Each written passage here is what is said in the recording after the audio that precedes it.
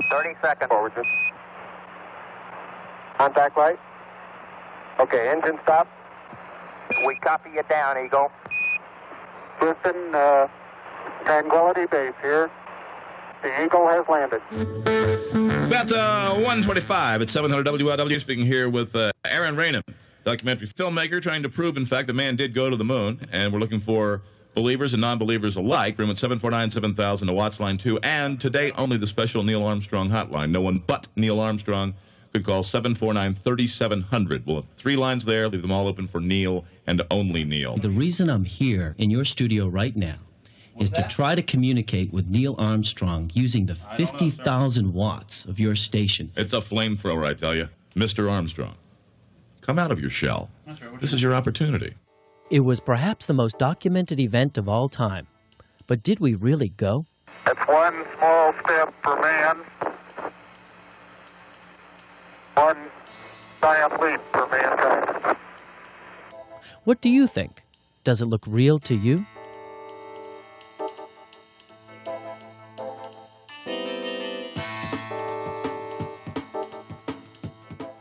I was 8 years old back in 1969 and had no doubt about what I saw on television. But now, more than 30 years later, I wondered, is there any way to prove that it really happened? I began a journey across America to gather evidence and, at the same time, see what everyday Americans believe. Excuse me, do you think we actually went to the moon in 1969, or do you think it was a hoax? It's the first time I ever heard about it. Really. There is a possibility it could have been a hoax, yeah. When the shadows and different things were analysed and where they said the moon was and different things like that, that it didn't look real enough. When it landed, there wasn't that much dust being blown away. Yeah, he's got a lot of little things that add up. My journey begins in cyberspace. I just type in fake moon landing and presto, instant documentary. I discover a book called NASA Mooned America, written and published by a man in New Jersey who only goes by the name Ranen. I convince this secretive author to come out of his isolation and meet me at this Holiday Inn in Totowa, New Jersey. Nice to meet you, Ranen. Yeah, hang on a minute. Okay, Nice we to got meet to unload. Ranen is an inventor, author, and ex-member of Mensa, the elite club for those with super high IQs, a society he quit due to their reluctance to take on his controversial stance on the moon landings. As soon as you see the foreground and the background go like this, you know it's a backdrop. This limb weighed 33,000 pounds, and it dropped onto the moon using only one engine. But on all, and I mean all, the moon landings, all 6 times, there is no crater, there is no dust blown away. This is typical of each landing. So the only conclusion is that this guy was put here by a crane. Okay, number 5 should show typical lunar landscape and sea rock. Is that the sea rock? And that is a clear letter C on that little rock right there. When you deal with sun's shadows, they're parallel. But here, obviously, this sun on the moon is strange, to say the least. Hey, is the lighting halfway decent? Yes, indeed. They've got the flag up now, and you can see the stars and stripes on the lunar surface. Up now, and you can see the stars and stripes. Renen's arguments are better than I thought they would be.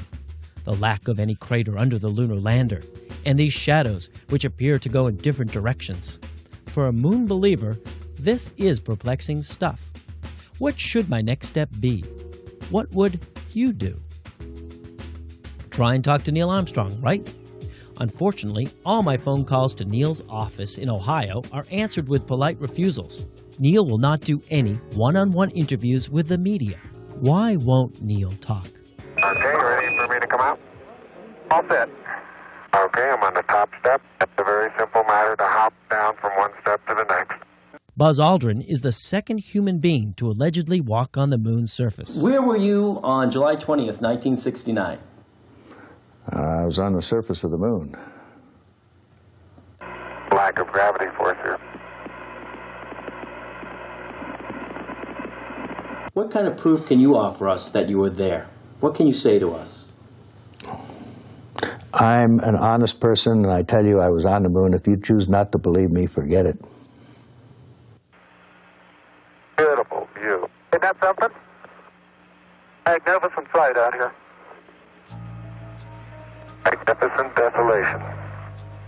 I used the phrase magnificent desolation, which on the spur of the moment seemed to capture the dichotomy of the magnificence of our being there and having accomplished this feat, and the utter desolation that described the scene that we had in front of us.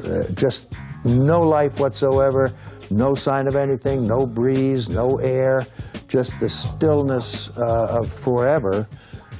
And here was this magnificent little frail lander, the Eagle, that had brought us all the way from the Earth here to where people had dreamed about for centuries.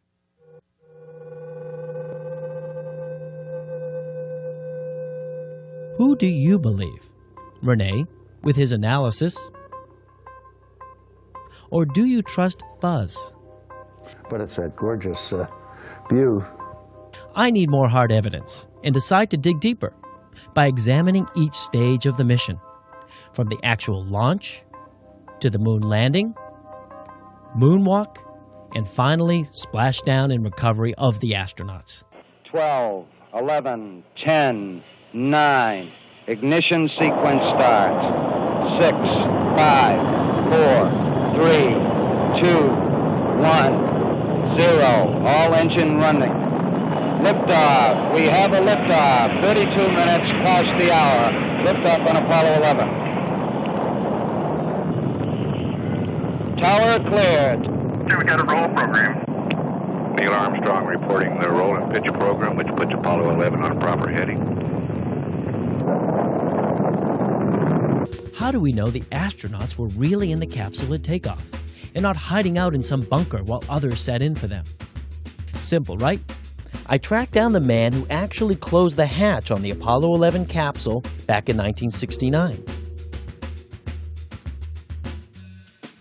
He and NASA invite me to Florida, America's Space Coast, to the Kennedy Space Center. Gunter Wendt is the last man on Earth to have seen the astronauts before their alleged moonwalk. There's a cute little thing. You see these cable trays? They were all over the Cape before, and some of them were just a little underground. And the joke was, if you pull on a cable and it pulls back, leave it go, it's a snake. Because we have lots of black snakes here. Of all the people I have been in contact with, may they be reporters, regular people, college students, high school students, there was never a question raised if this was a fake or not. What kind of proof do you require? I mean, can you prove there was a World War II? Gunter and I begin to retrace the astronauts' footsteps here at Launch Pad 39, using this rarely seen NASA surveillance footage shot the day of the launch. Today, this launch pad is an active spaceport, launching all space shuttles. Okay, this is what we call the flame bucket. The flame would hit the flame bucket and then shoot up this way.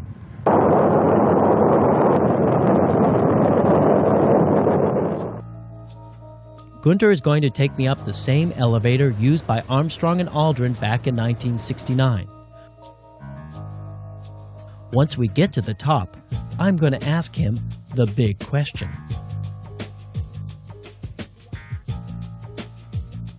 So you were probably maybe one of the last two people to see them in the rocket, right? I was the last one, not the last two, the last one, right. Because after I backed out of the hatch was closed.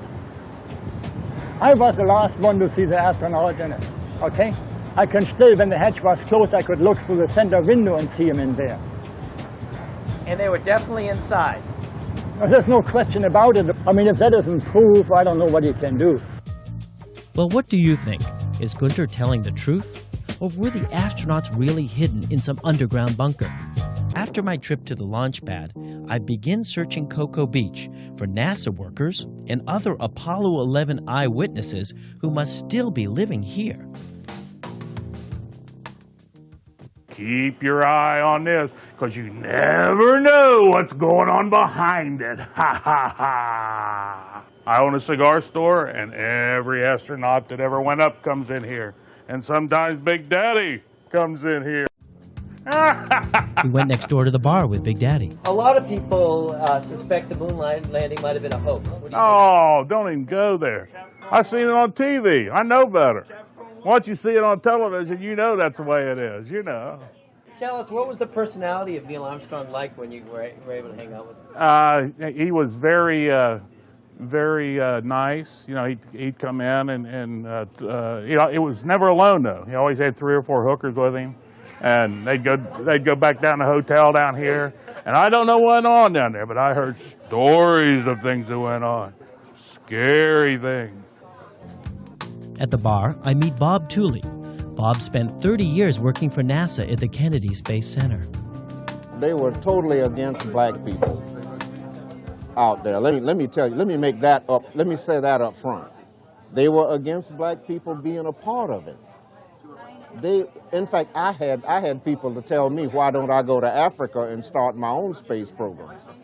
I would ride up that elevator to go to my office, day in, day out, and there was that KKK sign up there.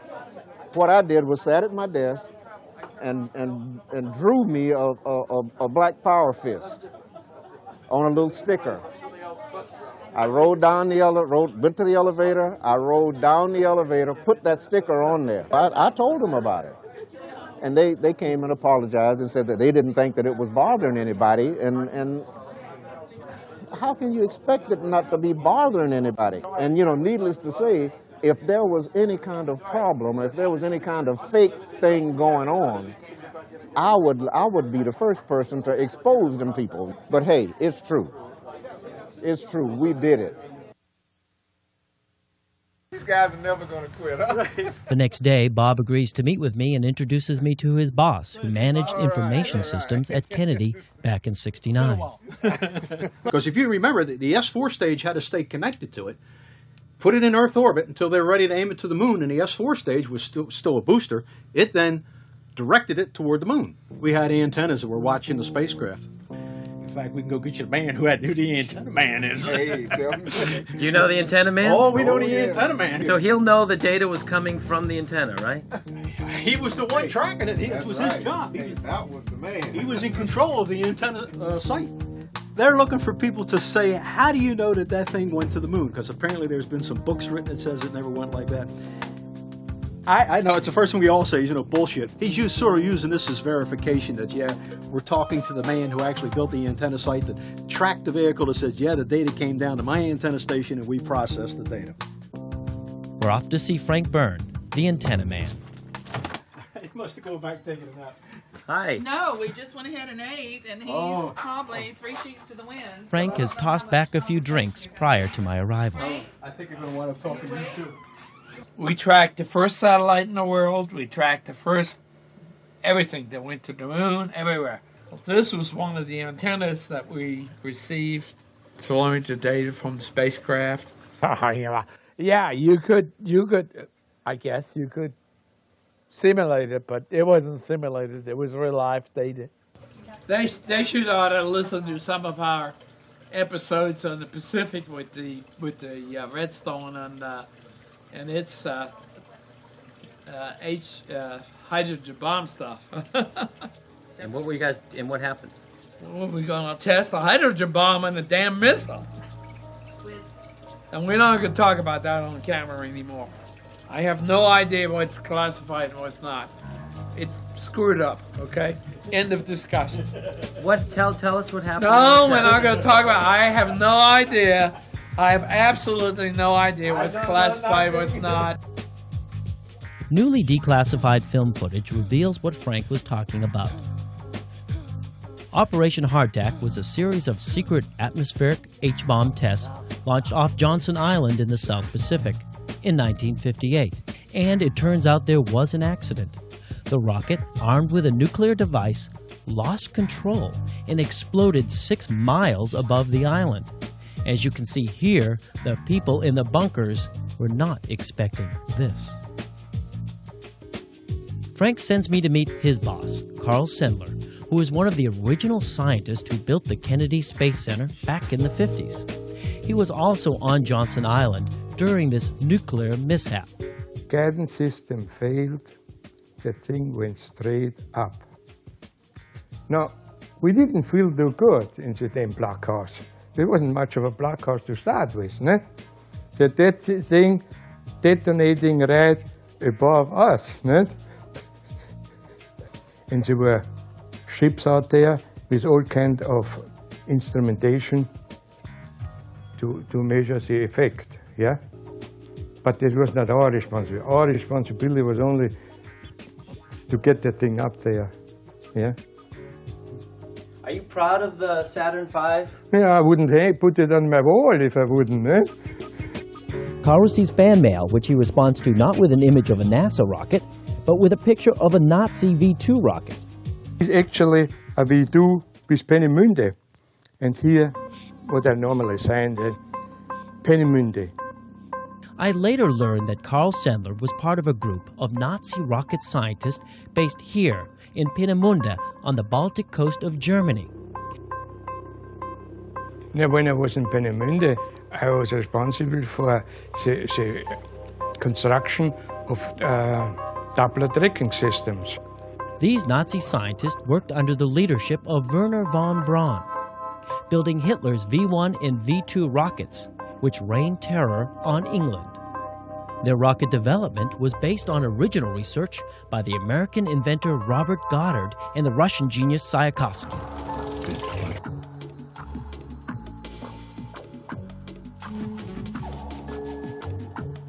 After the war, these German scientists were brought to America by the United States Army, where, under the leadership of von Braun, they were settled in Huntsville, Alabama. It's here, at the American Army's Redstone Arsenal, that von Braun and his team were given the finances to continue their research begun in Germany under Adolf Hitler. This would later lead to the construction of America's giant moon rocket, the Saturn V. I wondered if there was anything in von Braun's past that would motivate him to fake a moon landing. Wernher von Braun died in 1977, and so was unavailable to me as an eyewitness. But among all his acquaintances, who would know him best? I find that his NASA secretary of 20 years, Bonnie Holmes, is still alive. So I head to Alabama, in fact, the base of the Appalachian Mountains, where Bonnie now lives.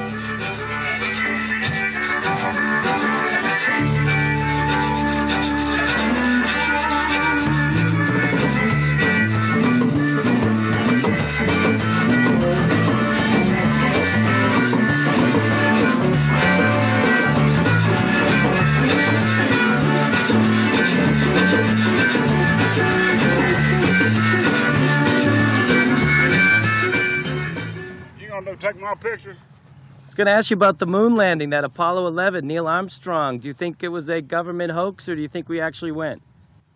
I don't know whether it did or not. What do you think? Did you see it on TV, man landing on the moon? Yeah, sure did. Do you remember where you were when you watched that? I was at the house, sitting in the chair, watching TV. Yes, sir. And what were you thinking when you saw Neil Armstrong step on the moon? I'm just proud he got there.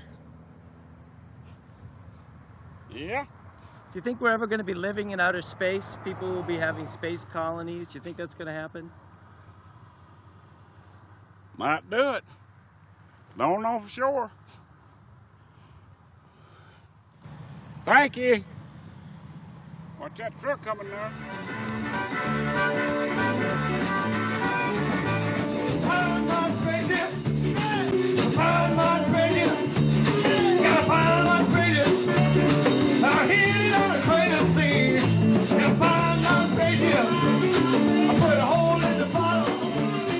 Hi guys, my name is Aaron.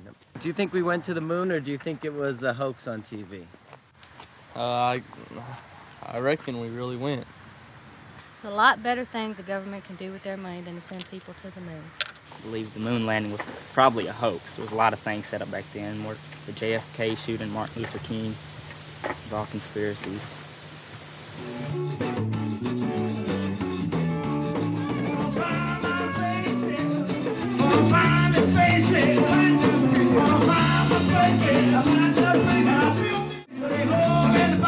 Bonnie? This is Bonnie today. And this is Bonnie 20 years ago when she was von Braun's NASA secretary. Together we walk over to the library where she keeps her personal collection of von Braun memorabilia. This is Mrs. von Braun, Dr. von Braun, and this is me. This is the exploration of Mars. I typed this manuscript back in the early 50s for Dr. von Braun to Bonnie Holmes. They say we have hitched our wagon to a star, but say, isn't that road bumpy? Affectionately, Werner von Braun. Looking back, I guess you would say he was handsome. I read an article recently that said Werner von Braun with his movie star good looks. It never occurred to me that he had movie star good looks, but looking back at some of these pictures, I guess he did. He's a very handsome man. Were you ever tempted to have an affair with him? No, we didn't have time to even think about it. But he was a married man, and I was a married woman, and no, it never occurred to me. There's Dr. von Braun and President Johnson. Here's a good picture of President Kennedy and Dr. von Braun. Liked President Kennedy very much. He admired him. In fact, he had an invitation, he and Mrs. von Braun had an invitation to join them for dinner. The dinner was supposed to be the day after he was buried. Everybody knew what that big B was. Anyone who got a note that had that B on it knew automatically that that was from Dr. von Braun. Everybody recognized that. Later on, I discovered von Braun's initial on this Nazi document, which directly ties him to the management of slave labor during World War II. His full signature can be found on this Nazi document, provided to me by the German government, in which he requests labor, including prisoners, for his rocket factory in central Germany. And finally, I found Werner's signature on this 1969 NASA letter, sent to an official 2 weeks after the Apollo mission, in which he admits being a member of Hitler's SS.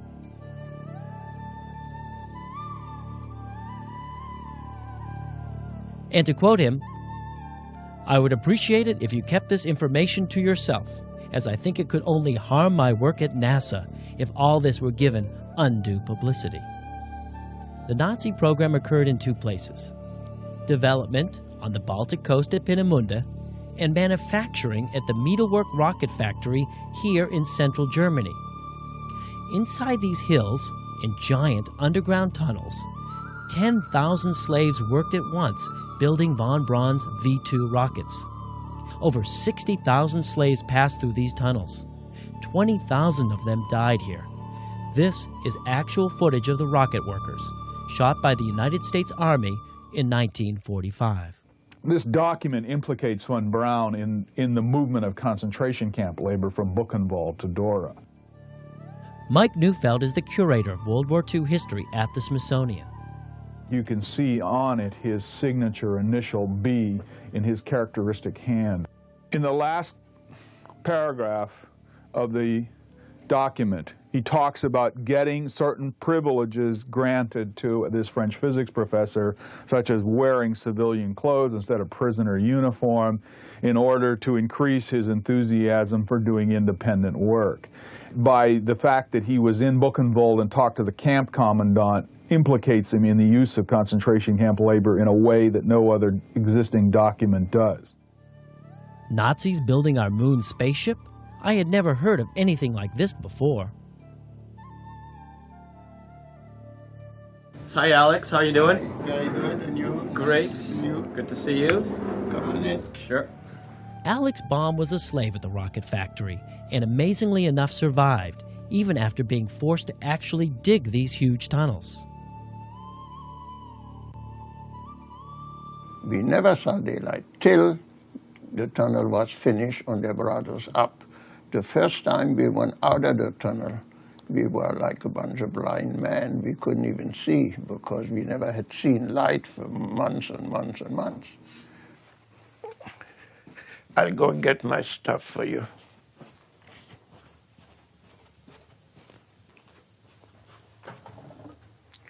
I'm going to go. This is my number in Buchenwald und Dora.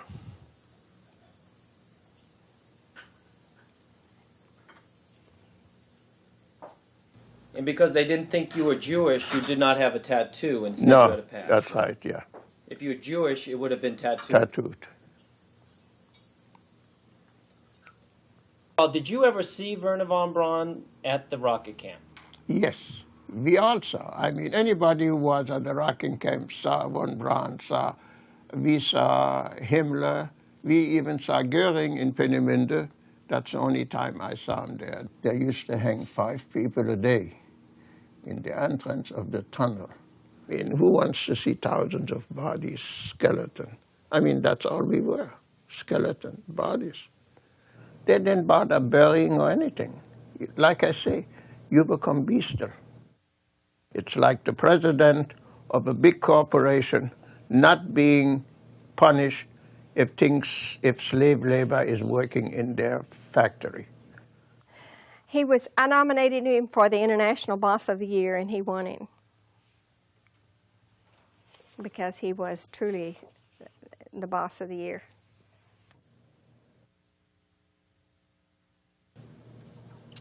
It's like a mass murder letting him loose because he invented something. You wouldn't do that in this country.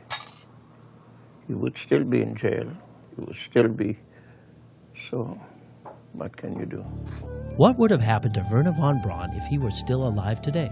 Behind armed guards work America's Nazi hunters, the United States Justice Department's criminal division.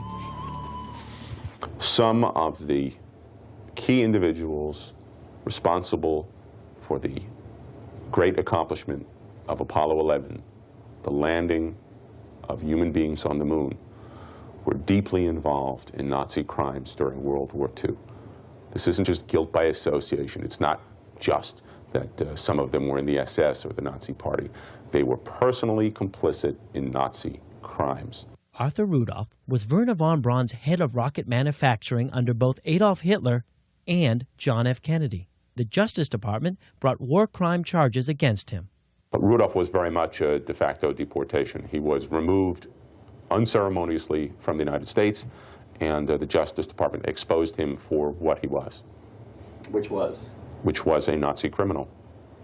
Unfortunately, von Braun died before the U.S. government belatedly in 1979, created this office and seriously undertook to investigate Nazis living in the United States. Had he still been alive, there is no doubt that he would have become a major subject of federal investigation. How does all this fit into my proving the moon landing was real? On one hand, von Braun may have known that he would face criminal charges if he lost his usefulness to the United States government. That would explain the motive to fake a moon landing. But on the other hand, maybe he really was developing a moon rocket, and that's why the United States government continued to cover up his Nazi criminal past. In a way, our country's disregard for his Nazi crimes helps me prove we did go to the moon. Next stop is Houston, Texas, home to Mission Control. Fire rages out of control in South Houston. And history or hoax, one man says he knows the truth. Now, 11 News at 6. You can always trust local news to cover the important stories. CBS decides to do one on me. 5% of Americans currently don't believe we went to the moon. It's a part of history that the whole world witnessed almost 30 years ago. But did it really happen? Fire rages out of control in South Houston. And history or hoax, one man says he knows the truth. Now, 11 News at 6. You can always trust local news to cover the important stories. CBS decides to do one on me. 5% of Americans currently don't believe we went to the moon. It's a part of history that the whole world witnessed almost 30 years ago. But did it really happen? 11 News reporter Ron Trevino tonight with an effort to get to the bottom of what some are calling a lunar lie. Aron Ranen is working for the University of Cincinnati, putting together an investigative documentary, trying to prove the Apollo 11 mission was no fake. At this point right now, I'm about 75% believing that we went. One thing he's looking at, what he says are inconsistent shadows on lunar photographs. All the shadows should be going the same way. But if you look at, this is going this way, but then this one is going that way. Live at Space Center Houston now in front of their lunar display. Some people believe it was a set like this that provided the background for the Apollo 11 mission somewhere in the Nevada desert. The Nevada desert, huh? That's what some people say. Okay, thanks, Ron. These are the guys I'm after, the original Apollo 11 flight controllers, the men of mission control. So I begin to check out the bars of Houston.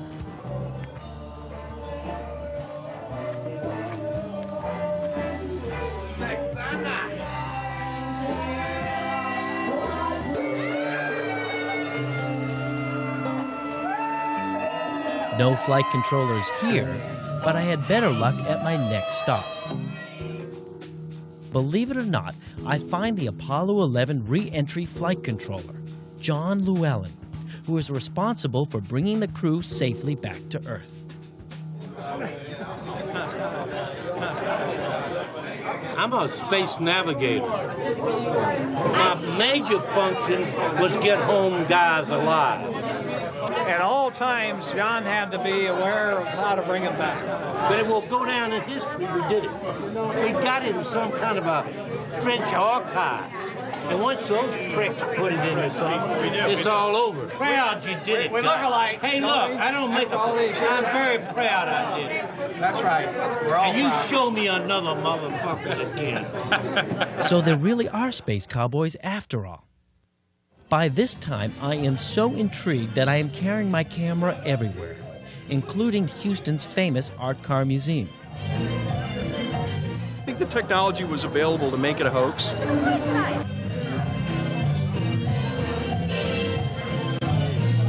Then I meet these folks who have an art bus. Hi guys, what's happening, dude?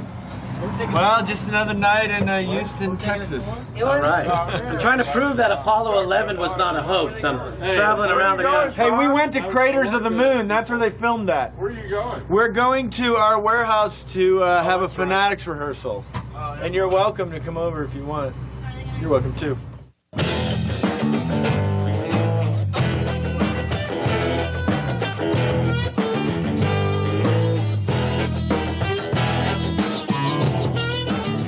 I remember 1969, I was -5. So I really remember. I mean, I was not even born.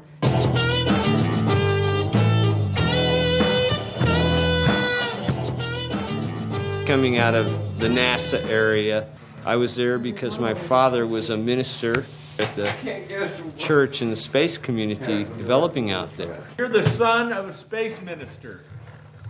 You're the son of a space minister. We had a few astronauts in the church there.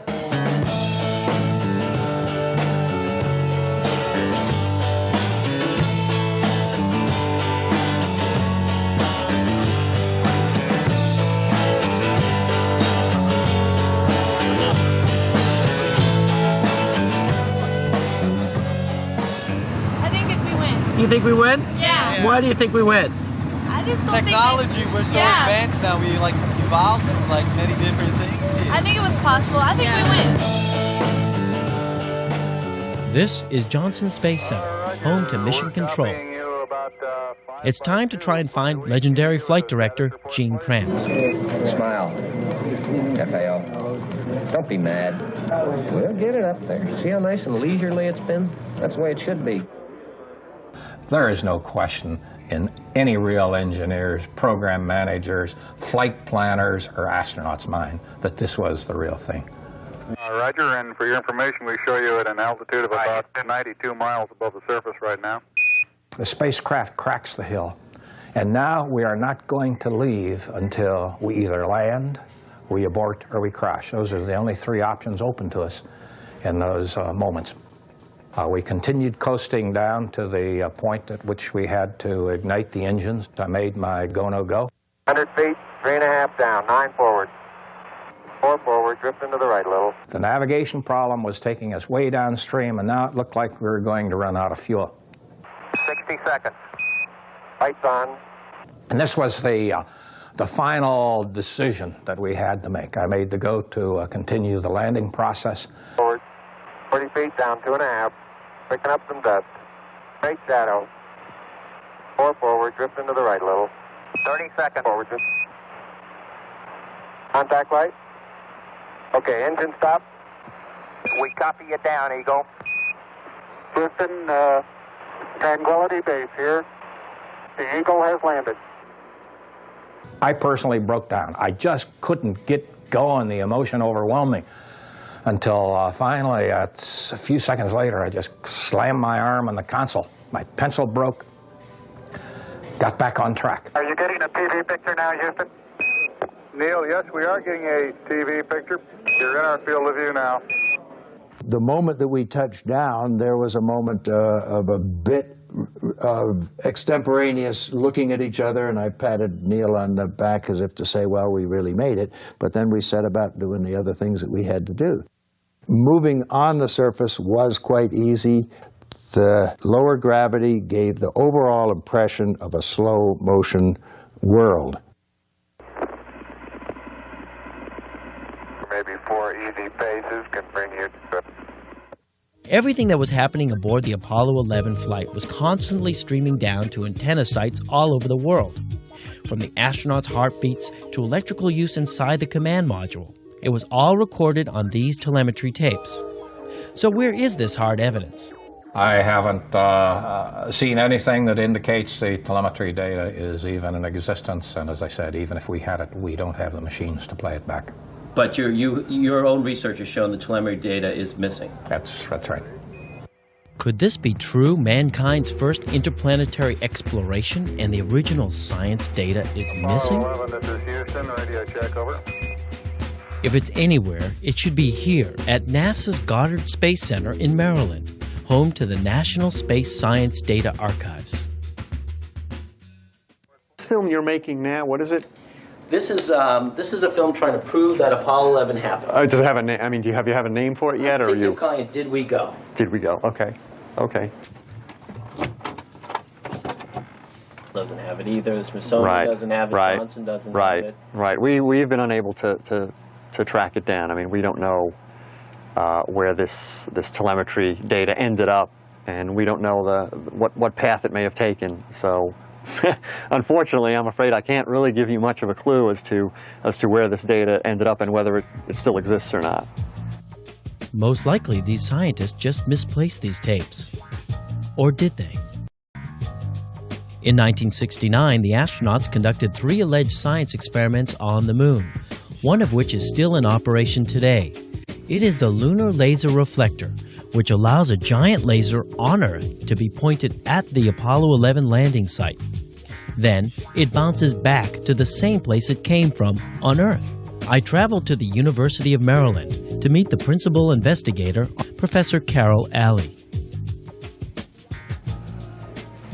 Okay, we're here at the office of Professor Carol Alley. Mr. Ranen? Yes, how are you? Oh, nice to meet you in person. With a camera to your eye. Here is the Earth, and here is the Moon, and we have to send the laser beam through the atmosphere of the Earth, and the beam does diverge, and it will hit a spot a certain size on the Moon. We know that it's real because we know how long it takes to go to the Moon and back. It takes about 1.28 seconds of time to go to the Moon on the average, and another same time to come back. I'm demonstrating the retro property of the corner reflector. It returns the beam in the same but opposite direction. So it returns it parallel to the beam that's gone in, and you can see that here with these 2 beams. What's happening? Are we moving? We're moving. Kareem, what's happening? I think we're moving.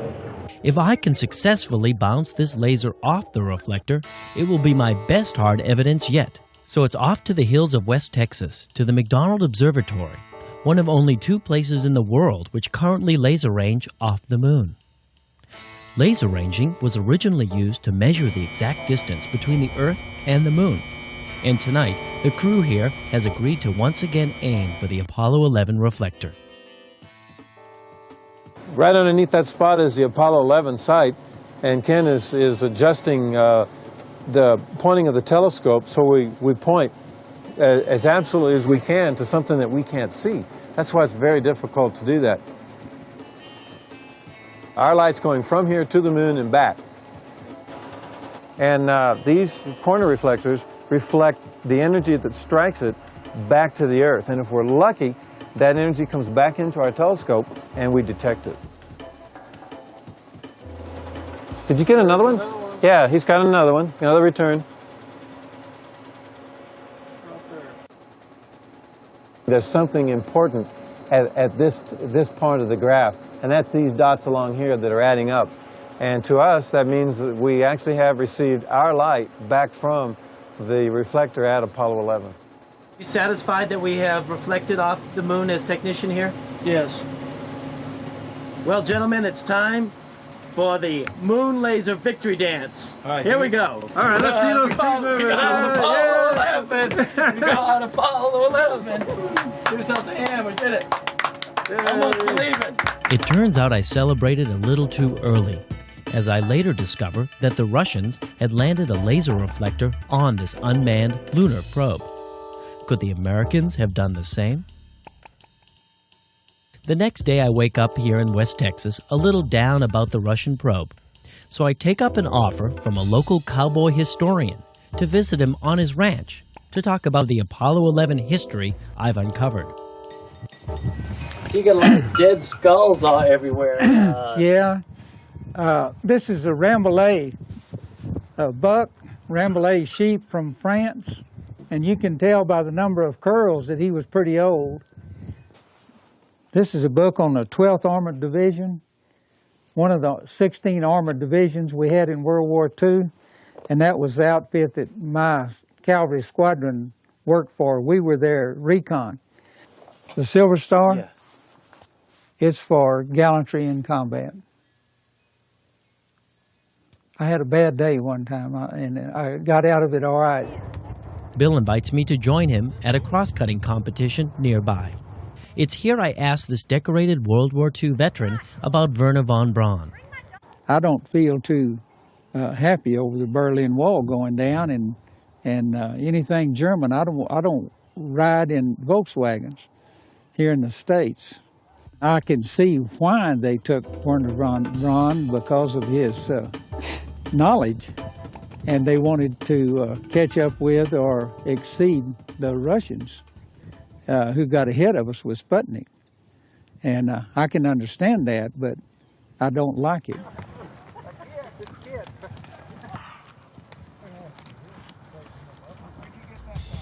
My next stop is Pasadena, California, where I'm going to examine what is perhaps the most absolute proof available, the moon rocks, just like you see here. I head to Caltech, one of the most prestigious science institutions in the world, where Professor Gerald Wasserberg, original Apollo 11 moon rock scientist, agrees to help me out of my dilemma. So where are we in right now? Oh, you're in a clean room.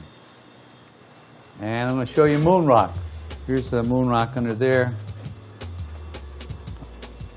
I don't care if it's a Hollywood set. The rocks are not a Hollywood set. They're not from the Earth. They're not from any place near the Earth or made on the Earth. They're not synthetically made. They cannot be generated within the Earth. And they came back in a box marked from the moon. I believe Dr. Wasserberg, but I'd also heard that you could find moon rocks in Antarctica in the form of meteorites. And I stumbled onto these photographs of Wernher von Braun in Antarctica 2 years before the Apollo 11 mission. I asked the professor, can you get moon rocks in Antarctica? Well, I got a phone call once, a fellow at the Smithsonian, and he said, Jerry, we have now a meteorite which I just brought back from Antarctica, which is from the moon. I said, Brian, that's nonsense. Of course, I said something stronger than that. The whole assembly of scientists attacked this object, and at the end of a year and a half, the conclusion was, it was Uncle Sam. It was a moon rock. There was no question that it was a moon rock. It was unambiguously a moon rock, just as later one could identify pieces of Mars. It seems far-fetched, but it's evidence I can't ignore. Why would von Braun need to travel to Antarctica? Right at the time he was allegedly perfecting the Saturn V moon rocket. All this doesn't make my job any easier, but my investigation has to move on. I still have questions that only Neil Armstrong himself can answer, so I traveled to Cincinnati, Ohio, where he now lives. All right, 5 till 2 at 700 WLW. Mike McConnell, guest again, Mr. Aron Ranen. Making a documentary film trying to prove we went to the moon. It's not all that easy to do, apparently. Our lines are jammed. Everything but the Neil Armstrong hotline, which today only is 749-3700. About 5 minutes left, Neil, to check in if you can. Donna, how are you? I believe we went to the moon. What proof do you have? Well, I don't have any, but I just, in my heart, I believe that we did, and I don't think the American government would think that the American people would be that stupid. What have you uncovered, Aron? Well, I am trying to prove it. And really, I can't find any hard evidence. I thought was going to be an easy thing to prove. Suddenly we have... It's not all that provable. It's not that provable. With no luck at the radio station, I head to Wapakoneta, Ohio, birthplace of Neil Armstrong and his boyhood home. Did you know Neil Armstrong? I don't want to make any commitments. Oh, you knew Neil Armstrong? What was he like? Nice guy. Can I talk to you about it just for a sec? I don't think so. I'm busy right now. I'm leaving. Okay. I'm sorry. Did you ever meet Neil Armstrong? Yeah. How would you describe Neil? I have no words for that. I don't know who you are, so I'm not there. Hit the town. I just met him. You met him.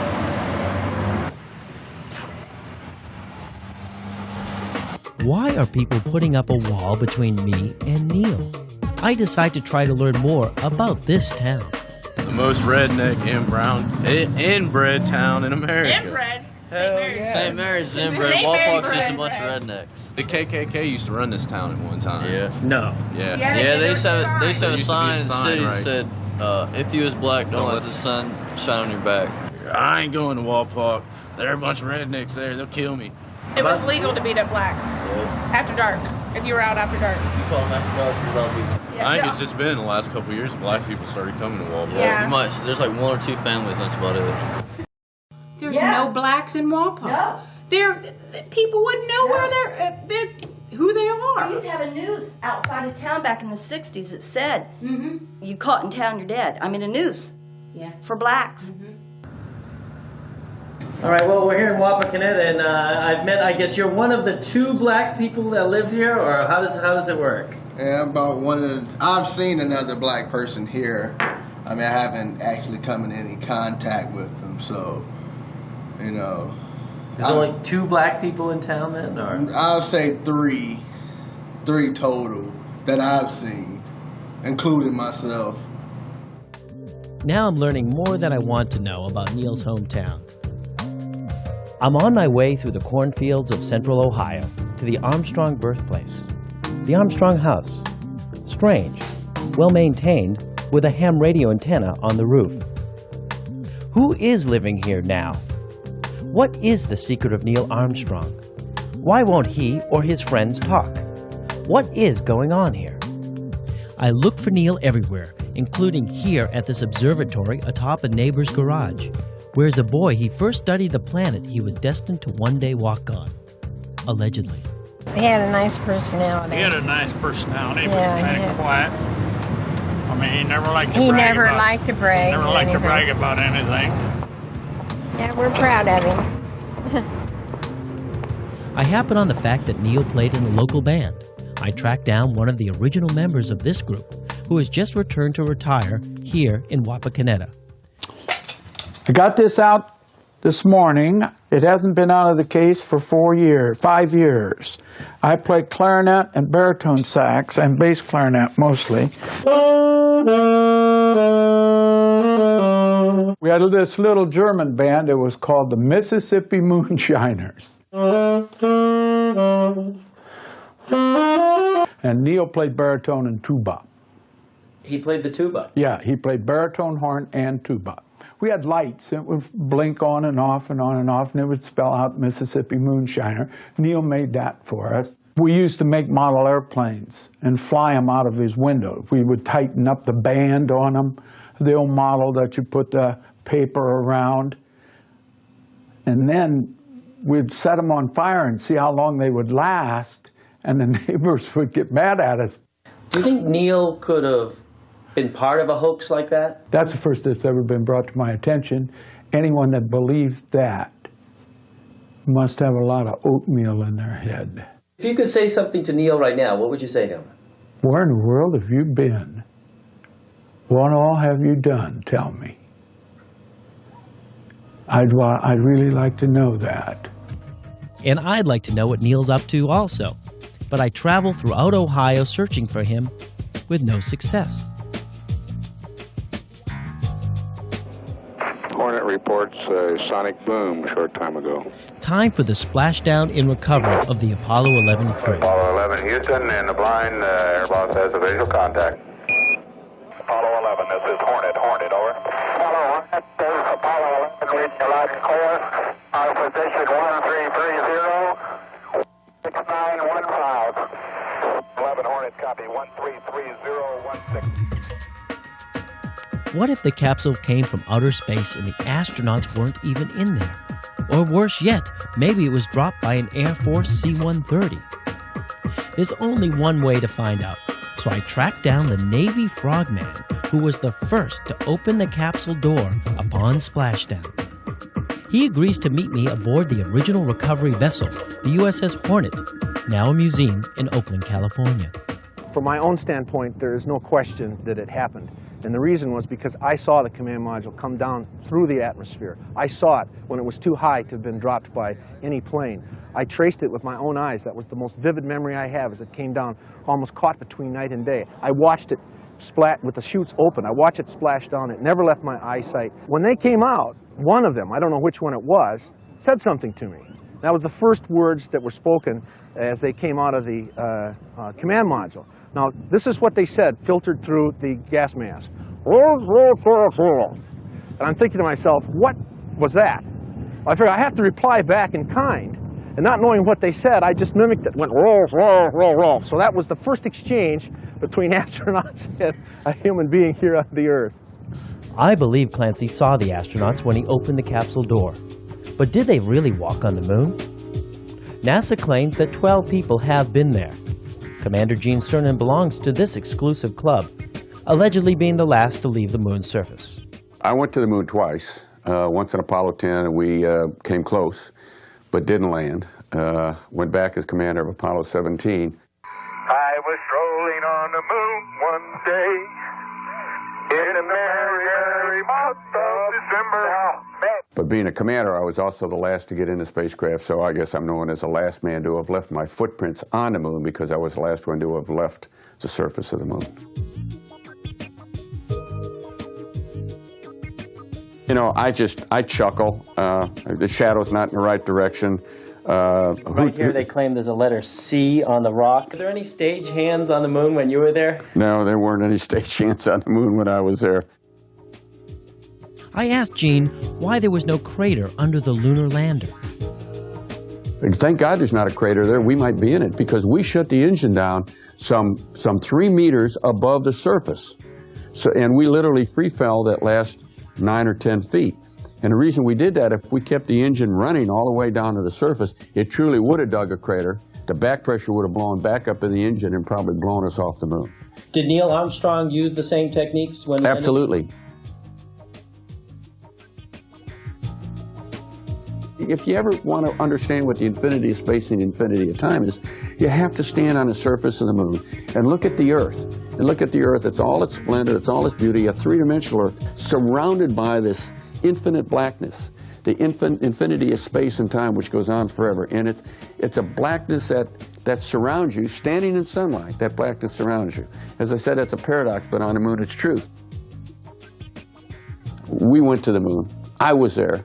I know what it's like to be in 1/6 gravity. I know what it's like to be in a lunar module that's got one engine that's got to burn 7 minutes and 14 seconds, or you're going to crash into oblivion. Quite frankly, if people don't believe I went to the moon, they're missing a great deal of humankind's adventure. Perhaps one of the greatest human endeavors in the history of mankind took place, and we were part of it. We lived it. We saw it. We'd like to share a piece of this rock with so many of the countries throughout the world. We hope that this will be a symbol, mankind, that we can live in peace and harmony in the future. Gene seems like he's telling the truth, but remember, he didn't fly on the Apollo 11 mission. Now, at the end of my journey, I seem to have more questions than answers. Why are the telemetry tapes missing? Why won't Neil Armstrong talk? Why were the KKK allowed inside the Kennedy Space Center during the 1960s? And finally, why were documented Nazi war criminals allowed to work on our nation's most important and secret projects? Now at this point, because not even the most powerful telescopes can zoom in on that spot on the moon, I can't 100% absolutely prove that we went there. But the physical evidence should still be there, and experts predict that by the year 2020, tourists will be traveling to the moon, and you'll be able to see the landing site for yourself. Until then, well, what do you think? Did we go?